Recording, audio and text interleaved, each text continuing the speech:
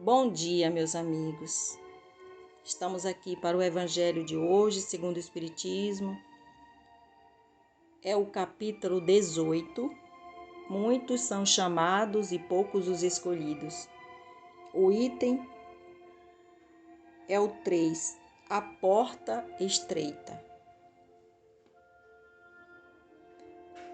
Entrem pela porta estreita, pois a porta da perdição é larga e o caminho que a ela conduz é espaçoso, e há muitos que por ela entram.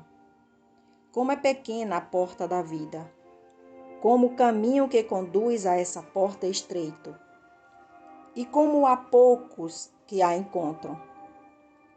São Mateus, capítulo 7, versículo 13 e 14. Alguém da multidão perguntou a Jesus: Senhor, são poucos os que se salvam? E ele respondeu: Vocês devem se esforçar para entrar pela porta estreita, pois eu asseguro que muitos tentarão entrar por ela e não conseguirão. E depois que o pai de família entrar e fechar a porta, vocês, tendo ficado do lado de fora, irão bater a porta dizendo: Senhor, abra a porta para nós. E ele responderá: Eu não sei de onde vocês são. Então começarão a dizer: Comemos e bebemos na sua presença, recebemos seus ensinamentos em nossas praças públicas. E ele responderá: Não sei de onde são, afastem-se de mim, todos vocês que cometem atos de injustiça. Quando virem Abraão, Isaque, Jacó e todos os profetas no reino de Deus, e vocês ficarem excluídos, haverá choro e ranger de dentes.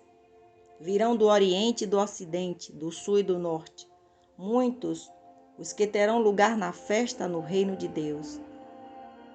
Então aqueles que foram os últimos serão os primeiros, e os que foram os primeiros serão os últimos. São Lucas, capítulo 13, versículo 23 a 30. A porta da perdição é larga, porque as paixões, as más paixões, são numerosas, e o caminho do mal é frequentado pela maioria. A porta da salvação é estreita, porque o homem que deseja transpô-la deve fazer grandes esforços para vencer suas más tendências, e poucos se submetem a isso. É a constatação do ensino moral. Muitos são os chamados e poucos os escolhidos. Esse é o estado atual da humanidade terrena. E a Terra é um mundo de expiação onde o mal ainda predomina. Quando a humanidade terrena evoluir, moral e intelectualmente, transformará a Terra em um mundo de regeneração. E o caminho do bem será o mais frequentado. Esse ensinamento deve ser entendido no seu verdadeiro significado, ou seja, de que a humanidade está sempre em evolução. Se o estado normal da humanidade fosse viver em um mundo de expiações, Deus estaria condenando voluntariamente à perdição a maior parte de suas criaturas. Suposição esta que não pode ser admitida, desde que se reconheça que Deus é todo justiça e todo bondade. A ideia de viver uma única existência faz o homem estar sempre em contradição consigo mesmo e com a justiça de Deus.